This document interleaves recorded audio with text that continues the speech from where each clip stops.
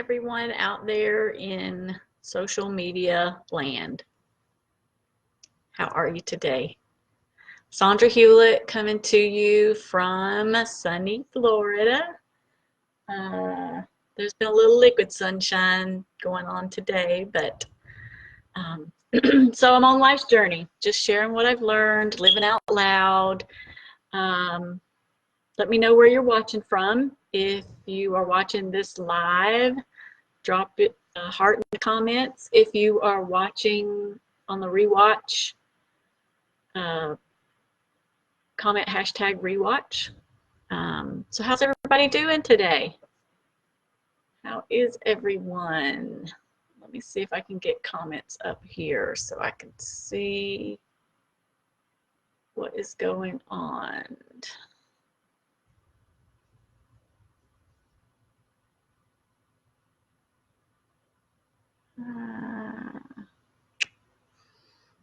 Not seeing anything yet. Okay. All right, so got a few things to share with you today. Oh, before I share, let me do my disclaimer. I am not a doctor. I'm a wife, a mom, a Meemaw, and your friend coming to you live to share what I'm learning on my journey to a healthier me. So I'm going to take a break from the CBD topic today. And I had a breakthrough regarding my weight loss journey. And I just wanted to kind of share that with you guys today. So health should be so much more than just looking a certain way. So basically, there are 3 areas in our lives that are basically intertwined that encompass our health journey, right? So here's the realization that I recently had when it comes to health. Now, we always talk about, I always taught my children that whatever you do never just affects you. There's always this ripple effect, and it affects others around you, right? I mean, whatever it is, it may affect your family members, it may affect your friends. It just affects other people as well. You are never the sole person affected by any choice or event, okay? So, but I'm not sure about you, but I have this tendency sometimes to compartmentalize my life in my head. Like there's this, we homeschool, so there's like homeschool life, there's home life, like doing laundry and dishes and getting the house clean. Then there's like work life, and then there's like my spiritual life. And so I put them in little boxes. And is it just me, or does anybody else do that? So hey Shields, thanks for joining. So who else does this? Like who else like sort of compartmentalizes their life? Like I have to shift my brain from laundry and cleaning mode to homeschool mode, and then I have to shift it back to Bible study mode. Like if I try to do more than one thing at the same time, which is, I guess, multitasking, and maybe I'm just not good at multitasking. But I know in reality that they all blend together, like, you know, especially my relationship with Jesus should be sort of woven in with the homeschool and with, and it is, but it's like, they all bleed together, you know, my work and family intertwine.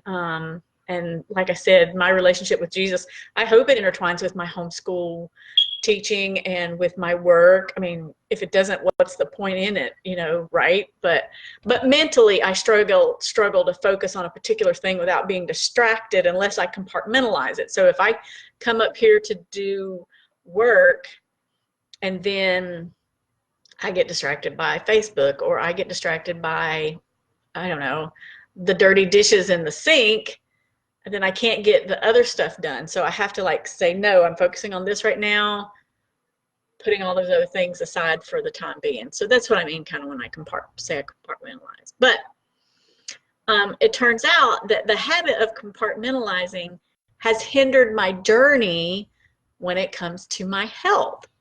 So let me explain that a little bit.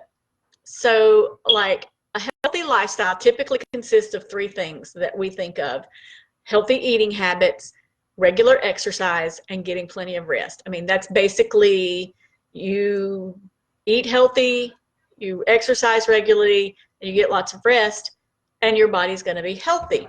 But there's some things I haven't, like, for instance, I've learned that typically I'm tired. If I'm tired, I will have a tendency to eat late at night because my body's like getting run down, and it's needing, if I'm going to stay up, it needs more fuel, or it either needs rest.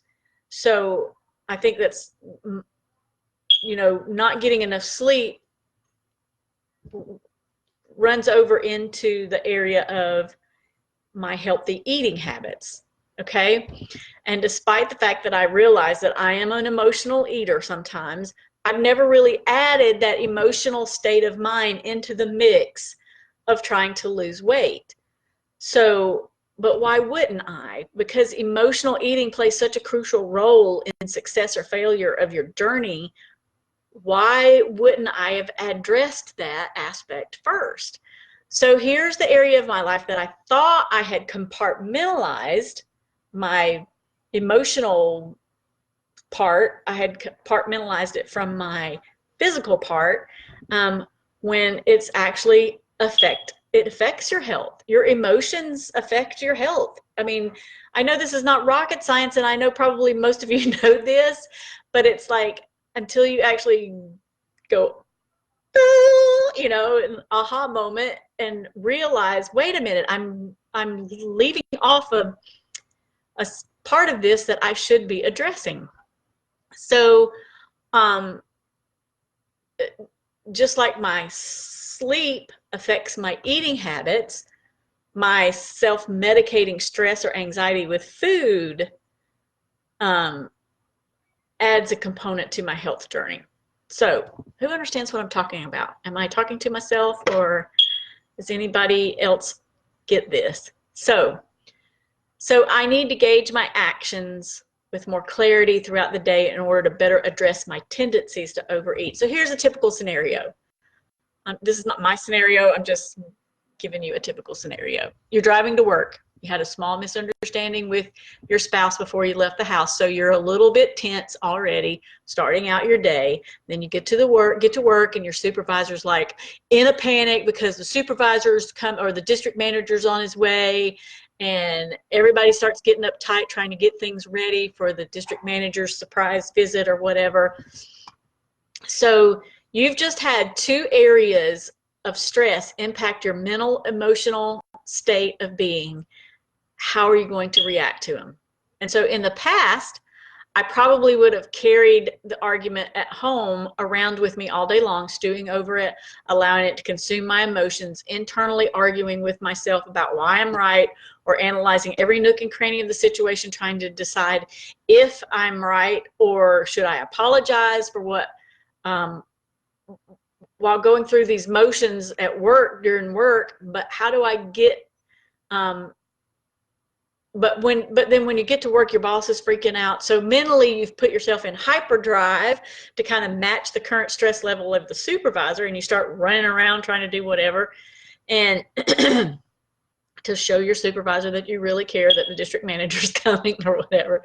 So your stress level is gone pretty much from 0 when you wake up in the morning to a pretty high on the scale level of stress within a matter of a few hours. So later in the day, let's just say it's lunchtime, you take time, and this is the way I would react to that stress. Instead of addressing the stress itself and trying to, work through it, I would start looking for comfort food, aka sugar mostly, because stress exhausts me and sugar gives me instant energy. So, without being intentional and thinking about what I'm eating, sugar would probably be a go-to thing. So,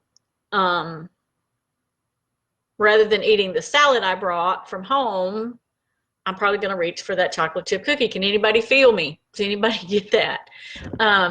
So how do I address my emotions without letting them impact my healthy lifestyle? First, let me say that you can't control your circumstances, but you can control you and how you respond to those stressors. So if you, even just the fact that you recognize that there's stress, and the stress is what's causing you to want to eat the cookie instead of the salad, then I think that is a big, huge step in being able to control your eating habits. I know it's been pretty huge in my eating habits in the evening, realizing I'm tired.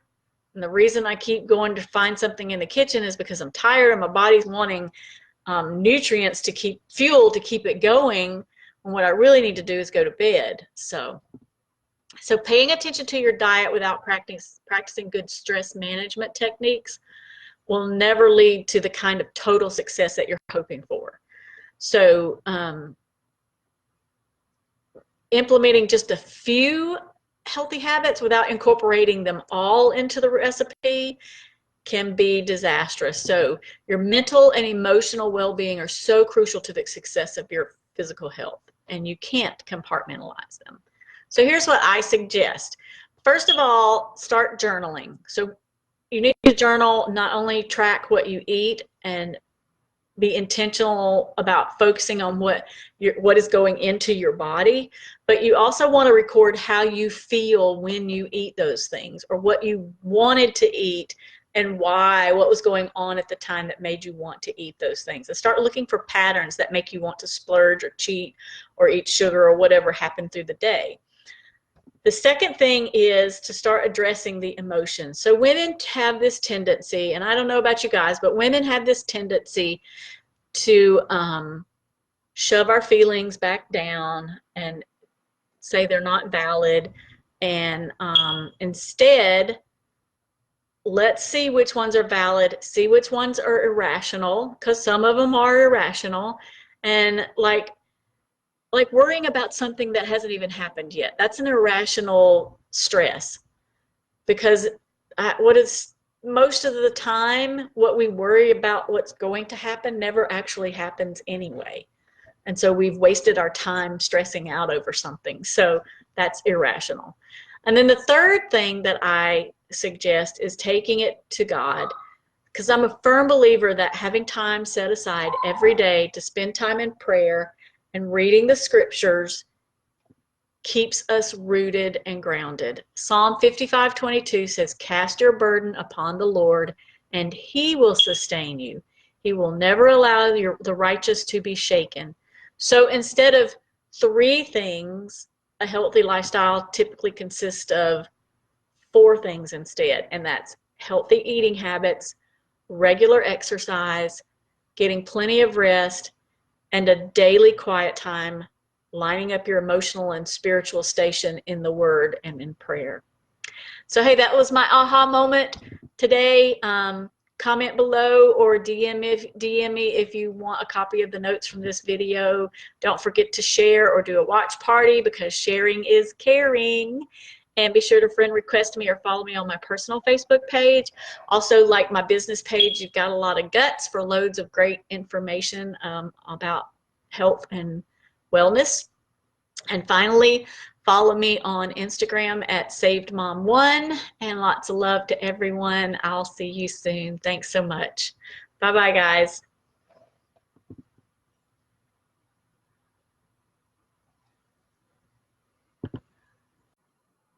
Hey, hey, friends. How is everybody today? Okay, I'm trying something new today. I'm going live on Instagram and Facebook at the same time, so give me a minute. I think I'm live. Yes. Hey, got those beautiful, oh, got the wrong glasses on. Look at that filter. I think I like it. I think I'll leave it. Let me see. Let me get my notes here together. And so I can't look at Facebook and look at live at the same time. So I'm gonna, If I'm not looking right at you, forgive me because I'm doing 2 lives at the same time. But I did want to jump on here and talk to you a little bit about some pain fighting secrets that some doctors don't even know. And this has just kind of been my journey. But I do want to warn you, I am not a doctor. I am not an expert. All I'm doing is I'm a wife, I'm a mom, I'm a Meemaw, and I'm your friend, but I'm not a doctor. So I'm just sharing with you what's happened in my life journey and what I've learned. So I'm coming to you guys from sunny Florida. It is hot outside. Where is everybody coming from? Where are you joining in from? Let me know. And it is also the lightning capital of the world. If you've been following me on Facebook, you can see where we have had some interesting things happening at our house with the lightning. So, yeah, check that out because Saturday we had a lightning protection system put in. Hopefully that kind of puts an end to some of the damage that we've been dealing with televisions and the well and air conditioners, and it's been interesting to say the least. So, hey Joy, hey Rebecca, thanks for joining. So here's the question. How can we combat pain without using those scary addictive drugs? And let me just say right off the bat, if you're taking prescription medications for pain, I'm not trying to condemn you. I understand. I've been there. I've had to use the prescription drugs for pain. I'm a fellow joint pain sufferer.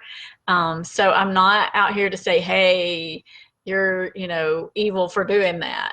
All I'm doing is just trying to come up with some alternative ways to maybe not put so many chemicals into our body, and just a lot of times the problem with pain medication is that we mask the real problem. So when we have joint pain and inflammation or whatever the pain is coming from, the pain is a red flag saying, hey, there's a problem here.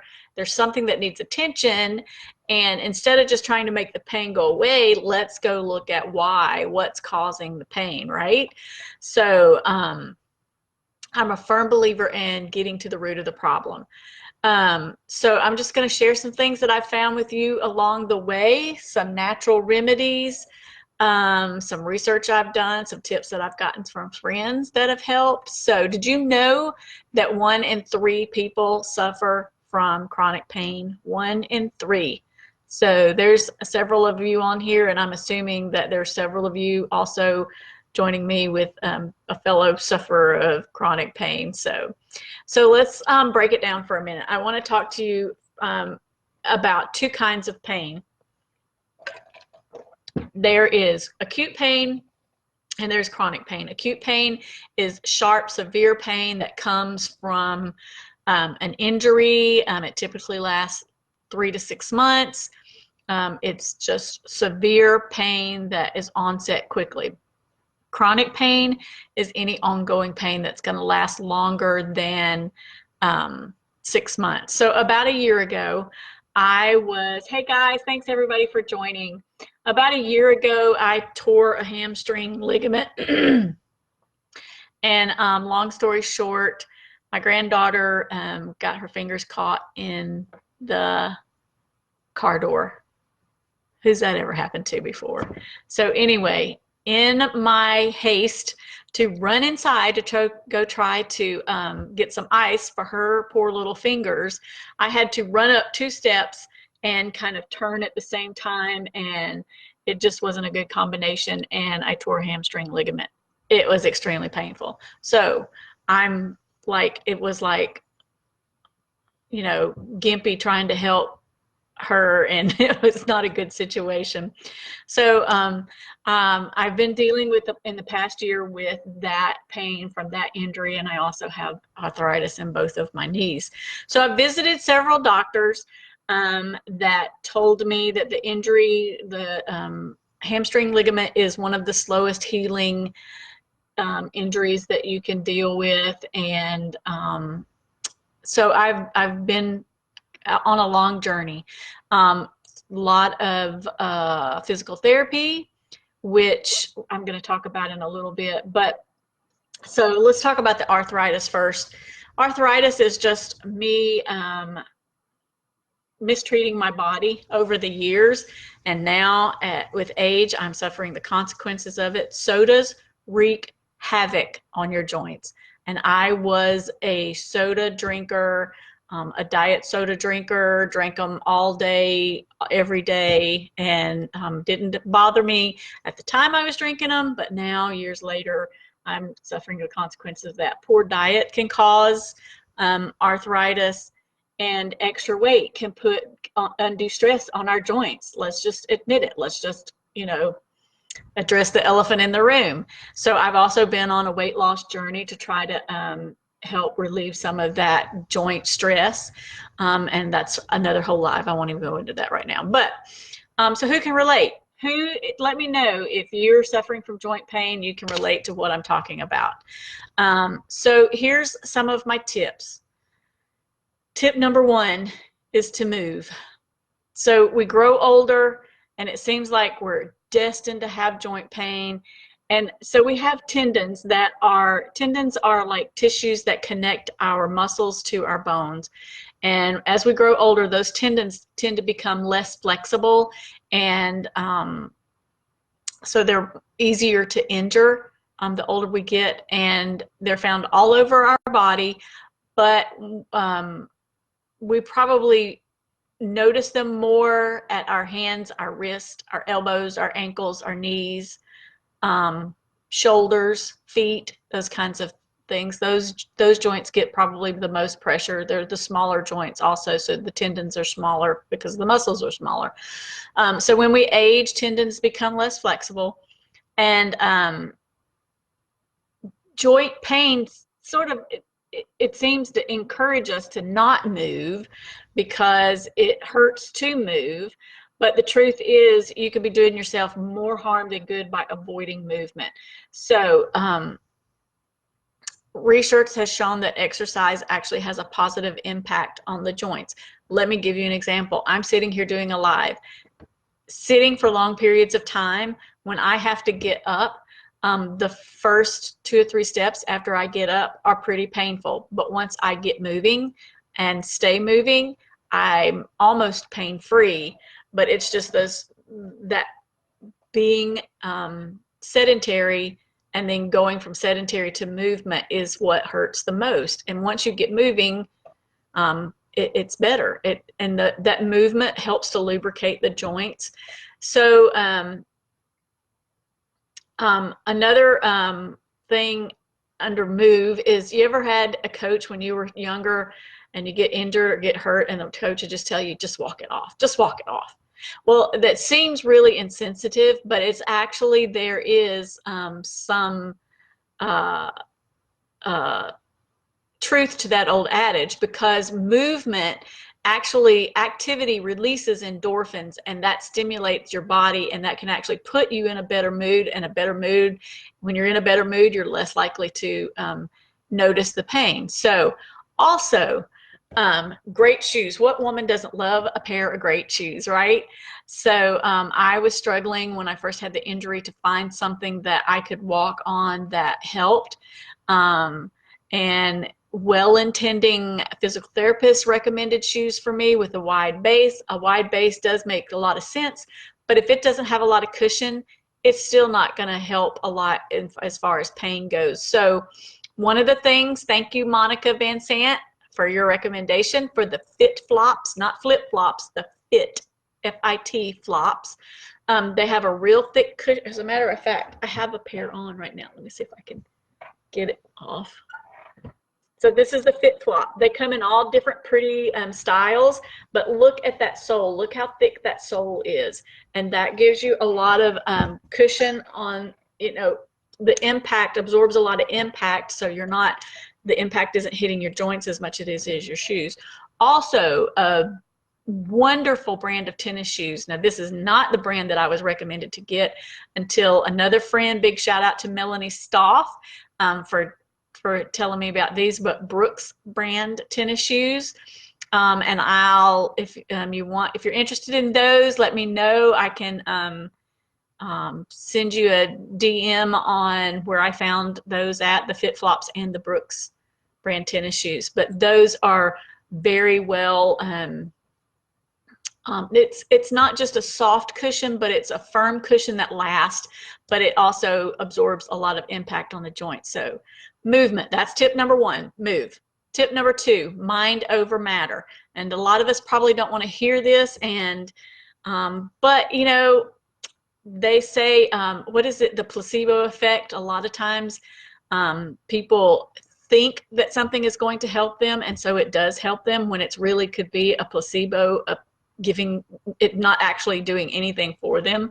So your mind is a powerful thing. It really truly is. My oldest son and I kind of joke around a lot about we don't have time to get sick. We just don't have time to get sick. And so with that mentality, a lot of the times in our family, we are the ones that get sick the least. And I truly believe it's just because I don't like being sick. I don't want to be sick. I've got too many things to do and too many places to go to be, you know, laying up in bed with a head cold or whatever. So I just push through it. And I truly think the mind has, the mental attitude can be really powerful. Oh, I have an awesome article. Ever heard of people lifting like heavy objects like cars to get moms to get the cars off their babies in accidents or something? And that is, it's mind power. It's mind power. There was this article called Stealth Superpowers in Psychology Today, and it was talking about how the brain's automatic fear response can unleash hidden mental and physical abilities. And real quick, let me just read this to you. Boyle saw this crumpled bike, frame of a bike under a car's bumper, and tangled within a body, within it was a boy trapped. He got out, started running. The Camaro screeched on down the street, dragging the mass under it, and as it slowed to a stop, he could hear the bicyclist pounding on the car with his free hand, screaming. And without hesitation, Boyle bent down, grabbed the bottom of the chassis, and lifted with everything he had, the bicyclist screaming from him to keep lifting, and somehow he pulled him free, and Boyle let the car back down. And it says that what he accomplished was almost an unthinkable feat of strength. The world record for deadlifting a barbell is like 1,003 pounds, and a stock Camaro weighs about 3,000 pounds. So human beings have two basic kinds of, they have two basic kinds of physical ability. It's gross motor skills and then fine motor skills. But the essence of the article is that we possess an automatic control system that limits the amount of strain that we put on our body's machinery, so we don't injure it unnecessarily. But there are times that when fear can actually motivate us to approach more closely to our absolute power level, and that even the fiercest competition, there's simply no way to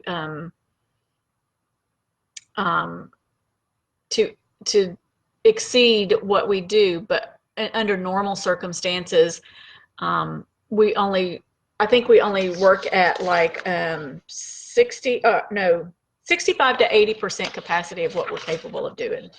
So that's just an example of how our mind is phenomenal in being able to do a lot of things. Yes, Betsy, I love the Brooks, and I do like being active. I know. So tip number 3. Okay, so tip number 1 was to move. Tip number 2 was mind over matter.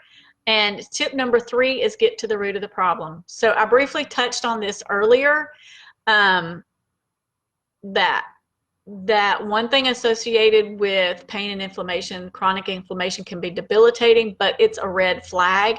And sometimes pain is inevitable, and the only way to make it manageable is conventional medicine. I get it. I've been there. I've taken the pain medication to be able to get through the day.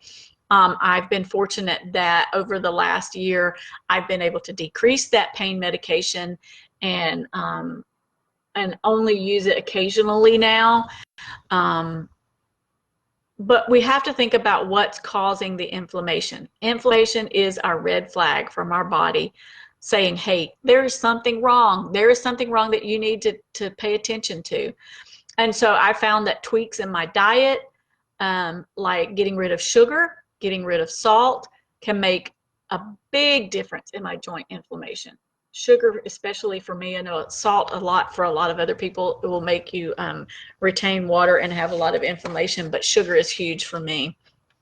Cut that out, drink a lot of water, and those kinds of things. Hey, I've got a pamphlet called Countdown to, what is it called? Countdown to Fighting Inflammation. If you're interested in this, these are some of the tweaks in my diet that I've used, some a little bit of research that I've done, and just some ways that we can fight inflammation and naturally without using all the scary addictive painkillers. So shoot me a private message or comment if you're interested in it. I will send you this PDF of this. Thanks for watching. You guys, it's been a great first live. It's been a long time since I've been on, and it's great to be back. And I look forward to some more with you. So guys, y'all have a great day, and enjoy your day. Thanks. Bye.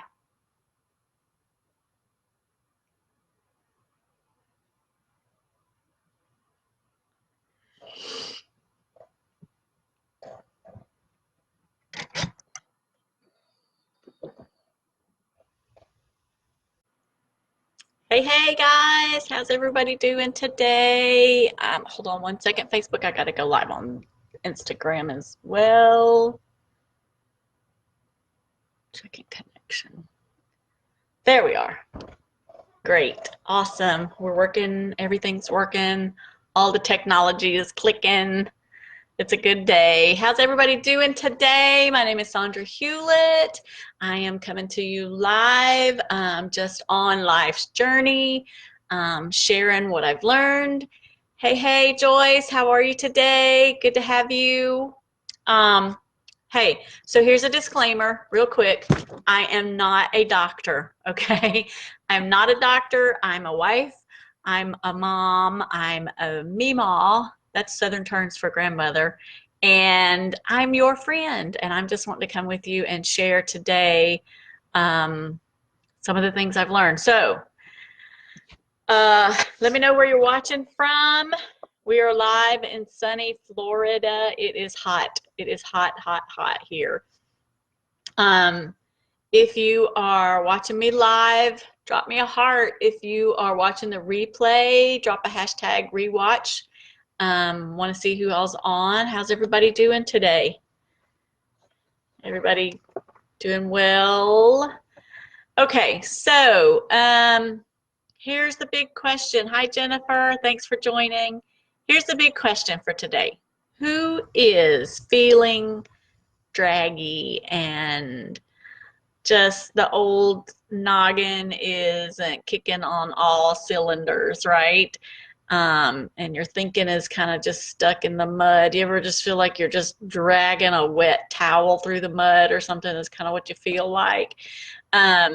Difficulty remembering things. Like, you ever go into the room and it's like, oh, how did I come in here? Have to leave out and go back out and come back in again to figure it out. I never do that. Never.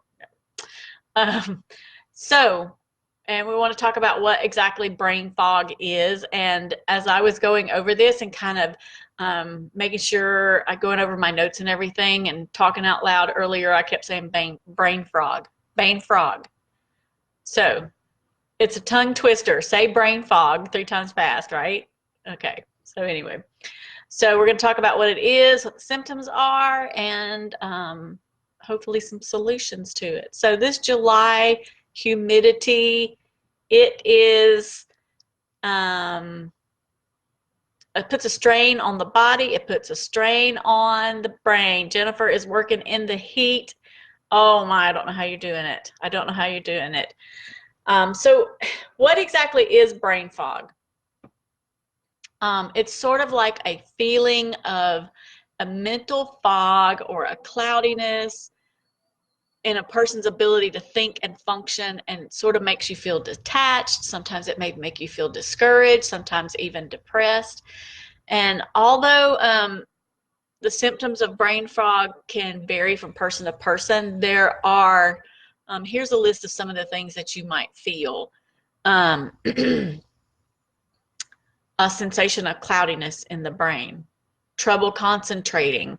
Do you have trouble like reading an article and sticking to the, sticking with the, not letting your brain wander off, or forgetfulness, trouble deciding what to do next, trouble following directions, especially if there's like more than a couple of steps in the directions and you forget what comes after what or whatever. Trouble expressing your thoughts. You ever had thoughts and just couldn't, it's up here and can't get it to your tongue, or headaches sometimes. Low energy, fatigue, insomnia. Oh, insomnia is the worst when you can't sleep. It so contributes to brain fog. Irritability can give you brain fog. Confusion, disorganization, anxiety, hopelessness, and depression are all symptoms of brain fog. So here's some of the things that can cause it. First of all, we talked about insomnia. So a lack of sleep can cause brain fog, because your body just needs, they say an adult needs 8 hours of sleep every night. Most of us probably don't get 8 hours of sleep. I know I don't. Hormonal changes. As we just age, things start happening, and those hormonal changes can cause brain fog. Inflammation. I talked about inflammation last week, and be sure to catch that live if you didn't. That was a great live on some of the things that inflammation does and how you can, I offered a free tips for fighting inflammation. Dehydration can also cause brain fog. Bowel toxicity and dysbiosis, which is kind of like the same thing, but could you believe that what goes on in your gut has to do with what happens in your brain? Candida overgrowth. And candida overgrowth is sort of like an overgrowth of yeast in your gut, and that inhibits a lot of things from working properly and from nutrients getting into the blood. And so that can, and if you want to know more about that, I can show you how to test for that candida overgrowth. So let me know. Hey guys, thanks for watching. Rita, thanks for watching. Cliff, see you. Thanks for being on. Another thing is poor nutrition. Eating too much sugar. You guys, sugar is so bad. Too many processed foods. Did you know that your brain is the body's largest consumer of sugar energy? Yeah. See the connection? Food additives like MSG, aspartame, those kind of artificial sweeteners, those are horrible. Low oxygen levels can cause brain fogginess. Leaky gut syndrome can cause brain fog. Gastrointestinal disorders, diabetes. So let's say you're on a 12-hour shift. You got a quick minute for yourself. You need to grab a snack. You go reach for some cookies. You go grab a granola bar. You get some juice. It's quick, it's convenient, and it seems innocent enough, right? However, the sugar that we consume daily takes a toll on our physical and our mental health over time. And worse yet, sugar increases sugar cravings. Sugar has been deemed as one of the most addictive substances there is right up there with heroin and cocaine. Sugar is so addictive. I've even heard recently that cigarettes are sometimes laced with sugar to make them more addictive. And addictive is if the tobacco isn't addictive enough, they're adding to it to make it more addictive. And so getting addicted also leads to poor choices, and it just this endless cycle once you get to taking part in it. So your brain, every time you have a bite of chocolate cake or sip of caramel mocha, whatever, your brain releases dopamine, and that's a feel-good hormone that's highly motivational and reward driven. So a diet high in sugar can overstimulate those reward pathways and lead to a loss of control to sugar, and as well as increase the tolerance to sugar. So unlike healthy foods, dopamine is released every single time you eat sugar, which is why it feels so good every time you have a candy bar, right? But many people recognize that sugar is bad for you. For your heart health, it contributes to weight gain. But did you know that high consumptions of sugar actually hinders learning your memory and your memory building? It increases the resistance to insulin, which is a hormone that strengthens these synaptic connections. And it can also affect what they call BDNF, which is the brain-derived neurotrophic factor. And that promotes the formation of new synaptic connections, and it's so vital to learning and to memory. So sugar is just devastating to all these types of things. So have I made my point? Sugar is bad, guys. Get off the sugar. So it can affect your mental health. It can lead to depression. It can lead to anxiety. And after you eat sugary snacks, your blood sugar levels spike, and you can experience increased irritability or the brain fog. And when your blood sugar levels crash, then you feel anxious and tired and moody. So long-term use of sugar affects your cognitive health, and by creating insulin resistance and altering your blood sugar levels, sugar can increase the risk of neurodegenerative disorders like Alzheimer's. Low levels of BDNF have also been correlated with cognitive health disorders. So sugar works by stimulating the serotonin in the brain, and overstimulating can deplete the stores of the neurotransmitters and lead to depression. Wow. Did you know that sugar could do all those things? Really? It's so destructive. So how do we restore the mental clarity? Well, we have to start balancing our blood sugars. And how do we do that? How do we get off the sugar? I have a great little secret for balancing blood sugars and helping to eliminate those sugar cravings. So if you want to know my secret, you can message me or you can comment below, and I'll be glad to help you with that. But also, if you DM me, I have a free copy of 4 Steps to Mental Clarity and Getting Rid of that brain fog. In this pamphlet, I share 4 simple steps that I've learned that will steady your blood sugar levels and restore mental clarity quick. It's a quick and easy read, only a couple of pages. So let me know, shoot me a DM if you want that, and I'll send it to you free. Also, if you want to know the products that I personally use to balance my blood sugar, fix my candida, and increase the oxygen levels, shoot me a message. I'll be glad to talk to you about those things. Lastly, please don't forget to share this live video and be sure to friend request me. You got it, Jane. Got one coming to you. Be sure to friend request me on Facebook, and also like my business page. You've got a lot of guts for loads of great information. There's always good stuff on there. And finally, follow me on Instagram at SavedMom1. And thanks so much, guys. Remember, sharing is caring, and I love you guys.